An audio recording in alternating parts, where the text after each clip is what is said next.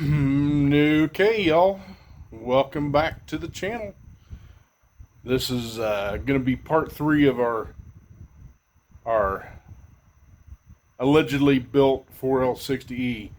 We're going to tear down another core to get a good case, and we might as well see what's wrong with this one too. And I think he said it didn't have any third and fourth, so we'll check it out and see if we got some good parts to work with and go from there. If you like what you see, make sure to hit that thumbs up button for me. And there's a subscribe button like down over there somewhere. Big red button. Make sure and hit that. Share it with your friends. Comment. Let me know, hey, this is pretty cool stuff, or hey, you're boring as hell. Uh, anyway, uh, y'all, this is something I enjoy doing. So I know it's not everybody's cup of tea, and a lot of this stuff is going to be repetitive, but I enjoy it. So here you go. Let's get you flipped around, and we'll see what we got working with here. All right, so this is our core that we're working with. I don't know much about it, other than he said it was a Jasper reman.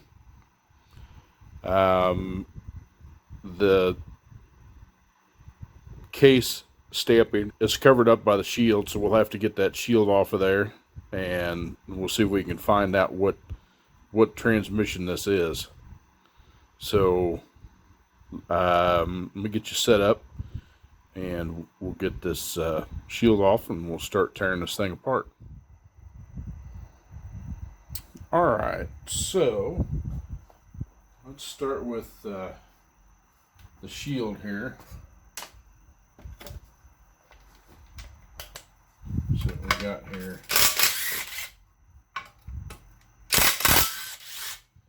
You probably won't use this shield, so I'll probably just chuck it. Alright,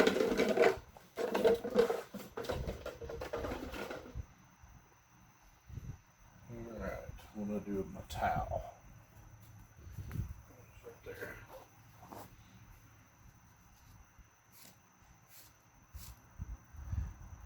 A lot of these times, everybody takes and rubs that off.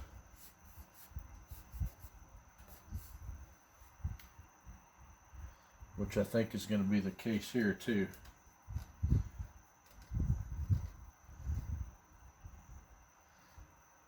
It kind of feels like there's something there.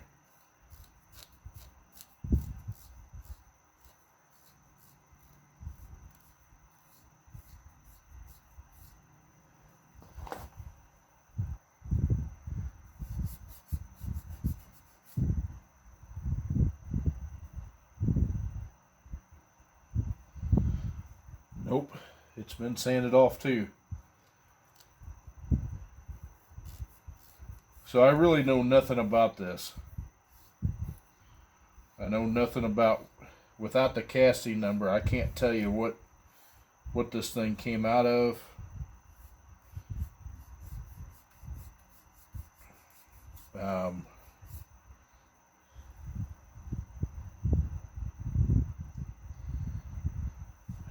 What it is or anything.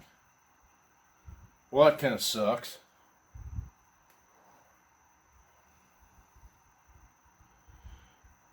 Well, alright.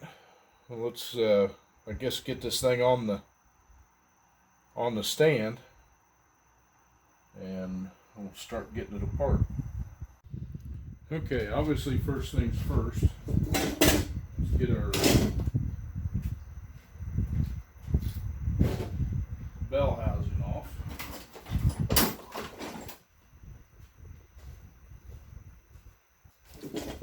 And since I fully assume,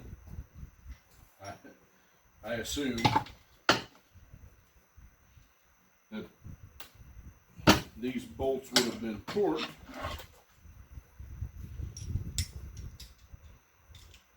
we're going to break out, no pun intended, the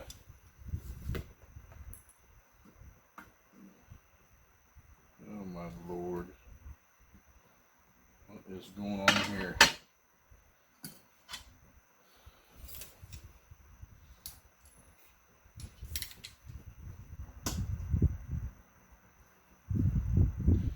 show you that in a few minutes here.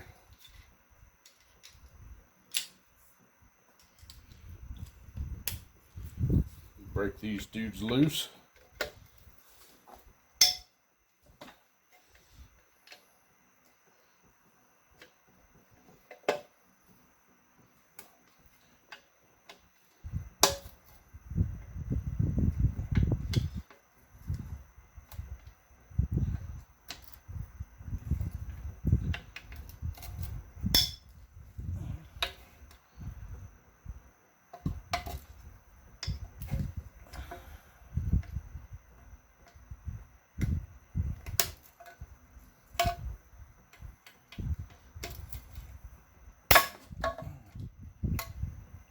That one was tight.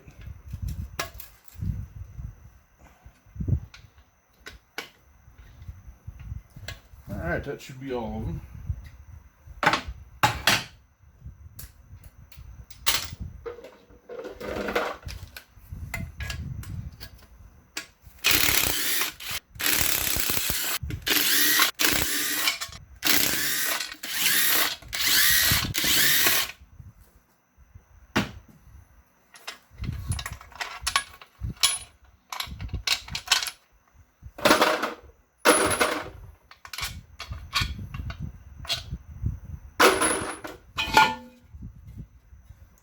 That's how bell housing should come off. Nice and easy. No witness marks. Take our turbine shaft O-ring off.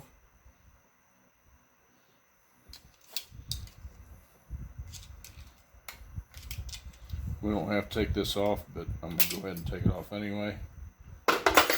See what we got underneath this servo cover. Besides the servo.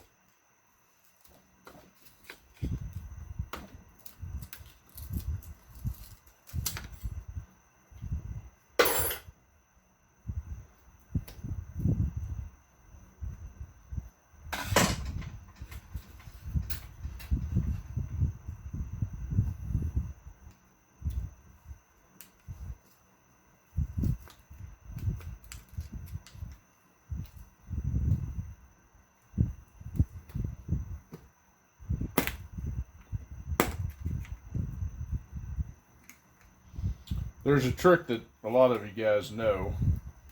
You can take and just cut this seal. Or do that, and it'll pop it right out.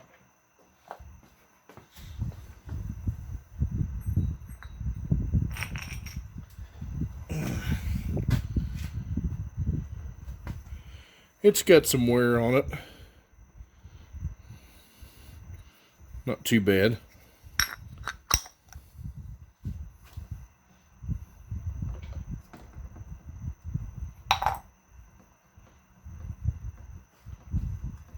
Pin's got some wear on it. Standard servo. Nothing special.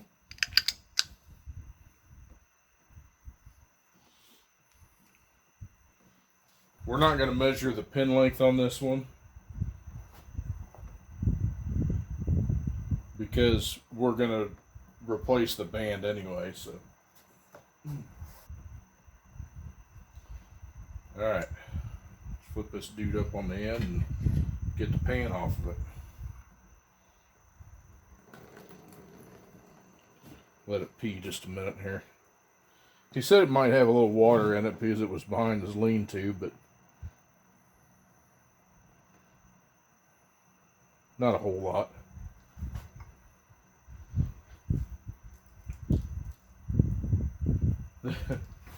This is what I was saying I was going to show you. Look at that. Almost looks like the end of a valve stem.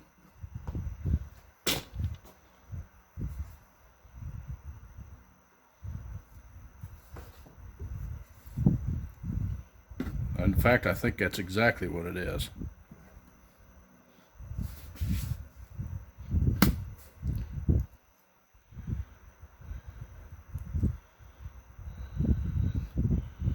That's hysterical. Why does that hole there?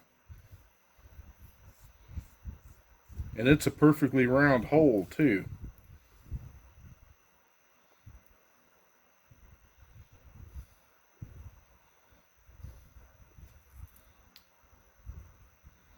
Interesting.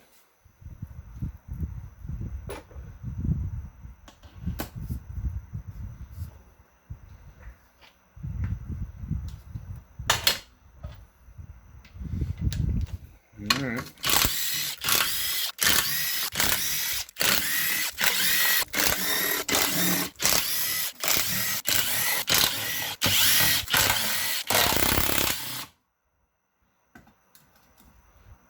This thing was missing a bolt. It didn't look like the hole stripped out. It was just missing one. Ooh. That's rubbery. Besides there being water in it, there's something that came apart in this dude.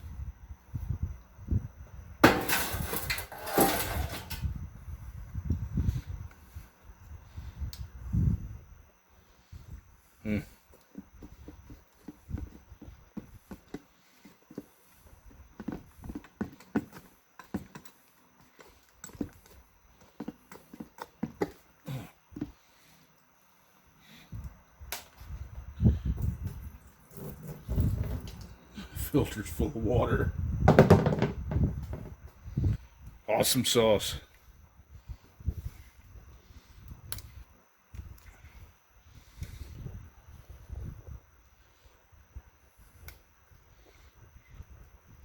This has got an aftermarket solenoid in it.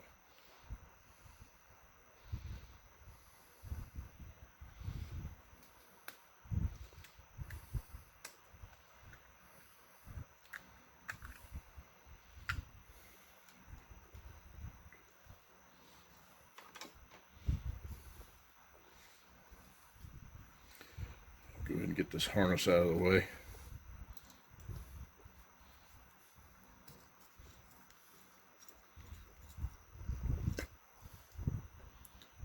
All these seals are swelled up because of the water.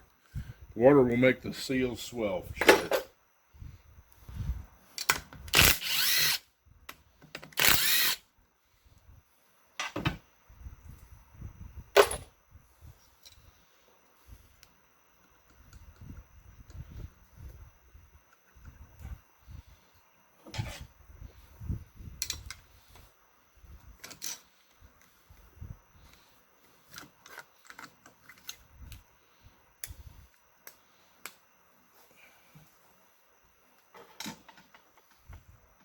Well, this has got to be an early style transmission because it's got the old style EPC solenoid in it. So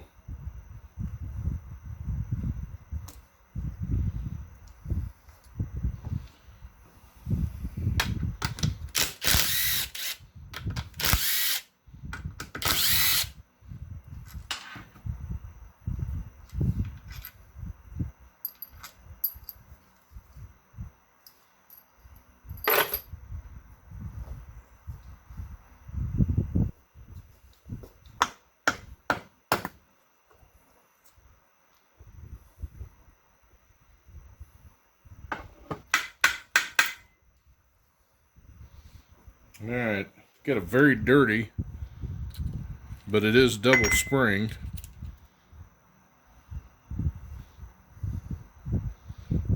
And that is an aftermarket. That is an aftermarket accumulator piston. You can see the number on it right there.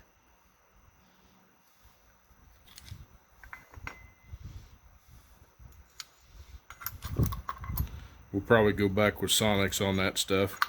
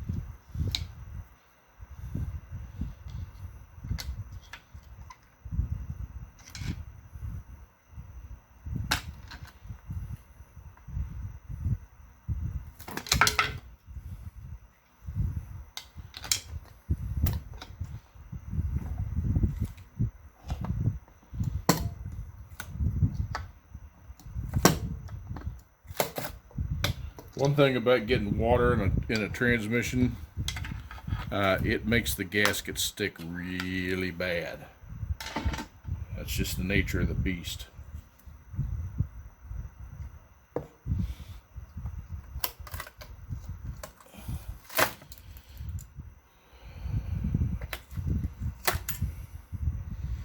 Oh, guess what? Other than me just dumping water in there. This has got my least favorite plastic check balls in it. Although they don't wear the separator plate, they shrink.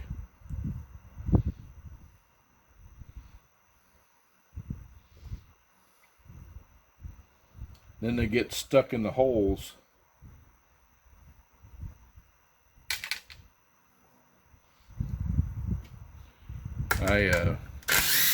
I've done a few 6L50s and 6L80s that tend to do that.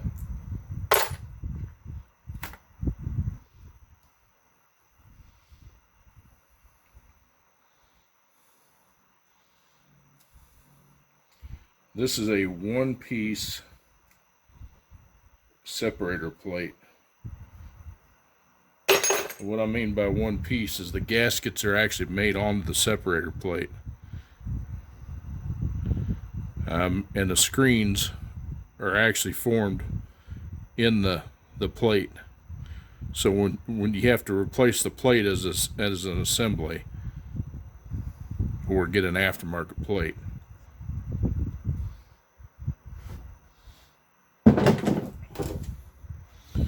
Okay, this does have the fourth accumulator in it right here, which is good.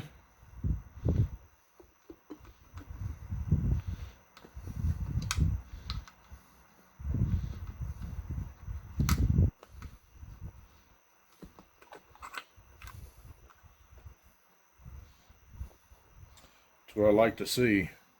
This is a factory piston. You can see that's got a part number up there at the top. The aftermarket ones have an A in front of it, but this is a factory piston.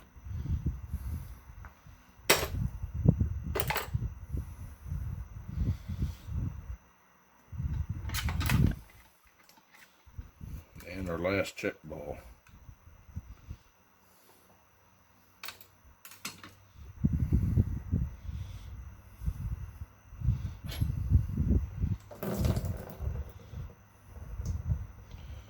Well, what fluid was in this thing is nice and bright and red, which is good. That means whatever happened, it happened pretty recent. But they said they lost third and fourth. At least that's what he told me.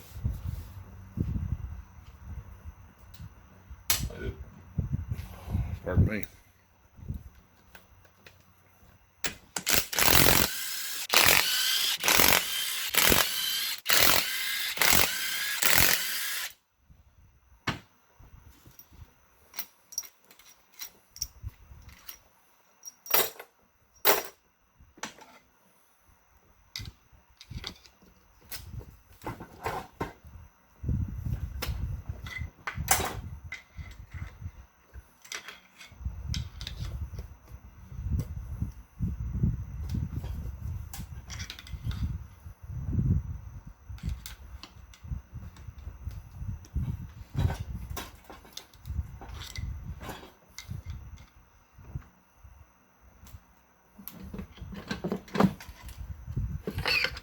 That's how pump's supposed to come out. Alright, I'm not fond of these. These are a scarf cut seal ring.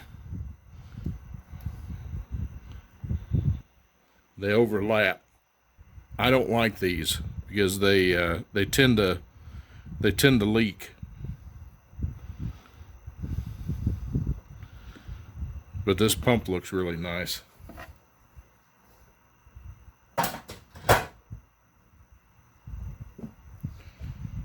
Alright, let's get this.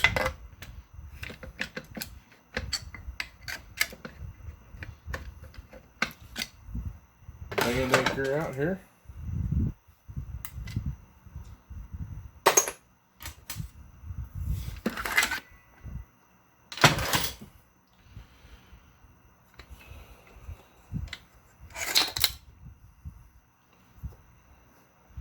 This is a standard band, high energy.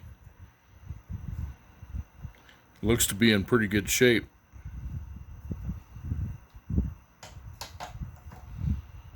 And we have the old style removable sun gear for the Ford Sprag.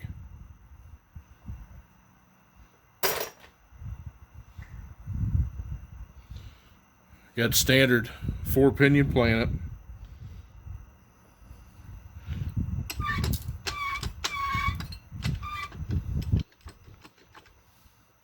So let's get the snap ring out of that.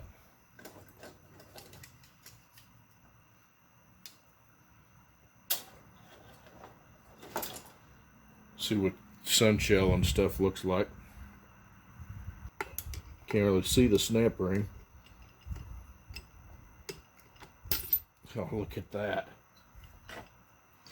On the first shot.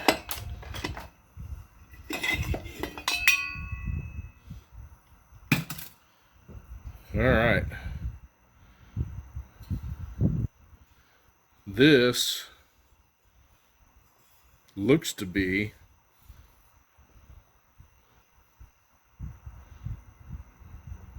this is a hardened shell. This looks like a beast sun shell.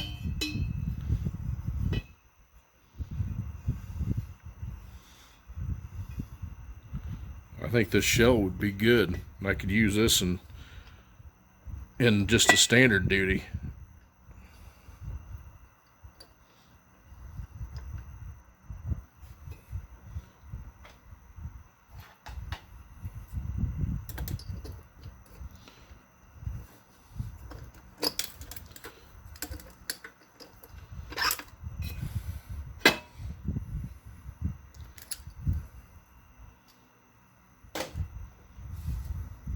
See what we got here.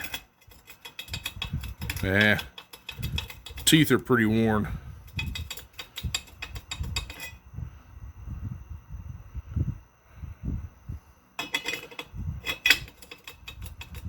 They shouldn't be that loose. So it's either this sun gear or the shell itself, but I'm going to venture to say it's probably the shell.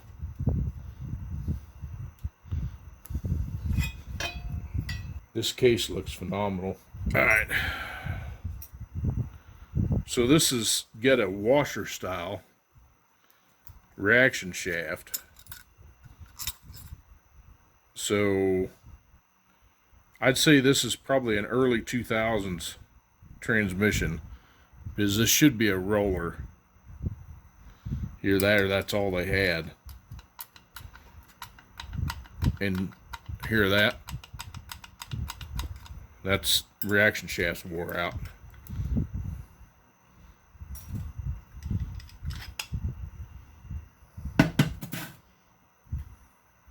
Alright.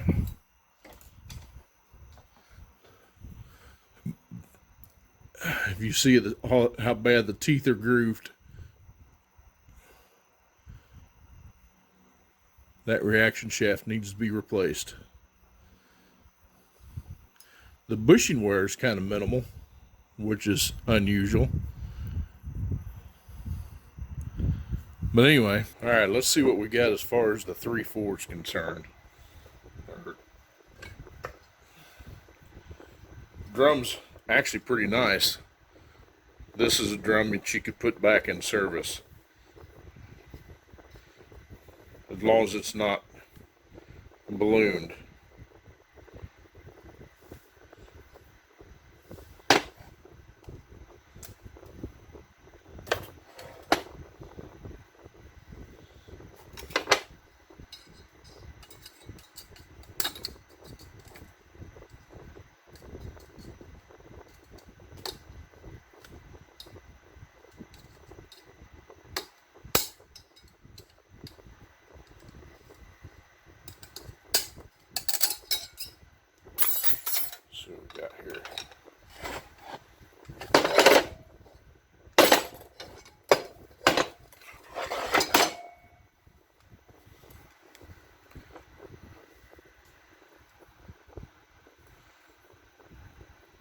these, the reverse input, and they really look good.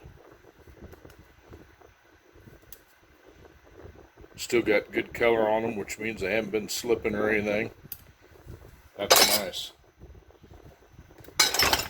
Alright. Oh yeah. Got some burnage going on there.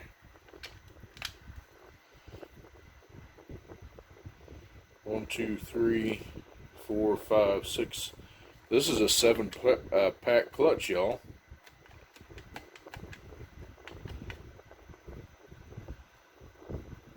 Sure enough. Interesting. So let's get this snap ring out and see what we got.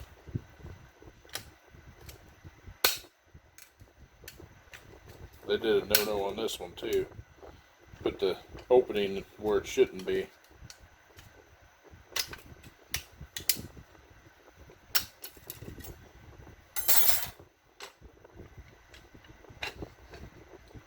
And no load springs. That's probably why this burnt up. Yeah, they're burnt. Look at that. No material left on them dudes. They're cooked.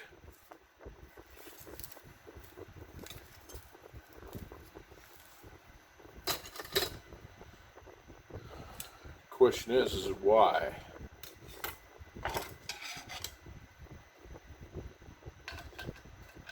See, I did the same thing on this Ford.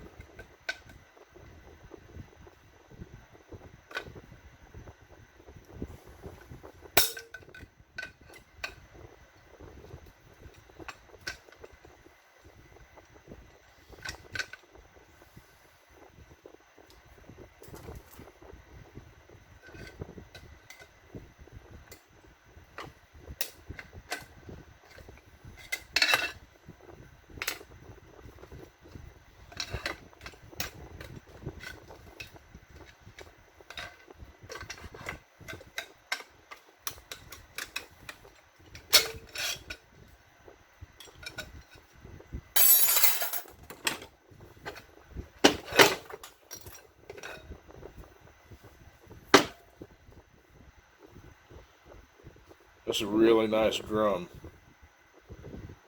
There's like no wear marks on this thing. This would be a good candidate to use for a rebuild, for sure.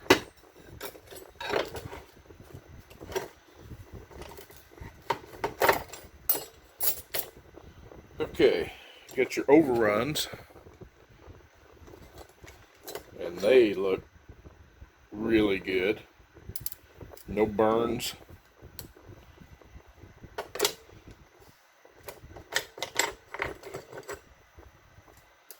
Forward clutches. Got some wear on them, but not bad. They look pretty good. They're getting a little thin. You can tell, well, this one's pretty thin here. And the reason why you can tell is like right here, there's a groove there. That's kind of like a wear indicator. See if you can see it. Let me find one that's got the better one on it. There you go. This one's got pretty good grooves on it, but these are wore out, so they would get replaced.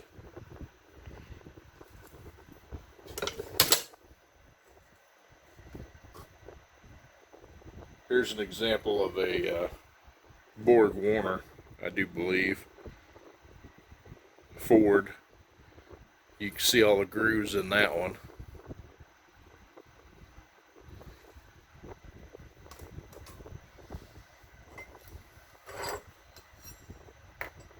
Big question is how about the Ford Sprag? Remember, you hold it on the outer ring there, and then your sun shell should turn counterclockwise. It should not turn clockwise. and this one's pretty good. This one's good. So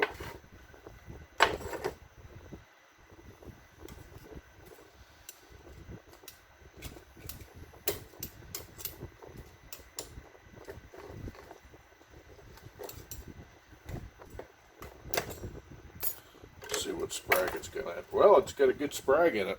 This has got the 29 element sprag in it. So this sprag would be good too. So all in all, this is a pretty good core.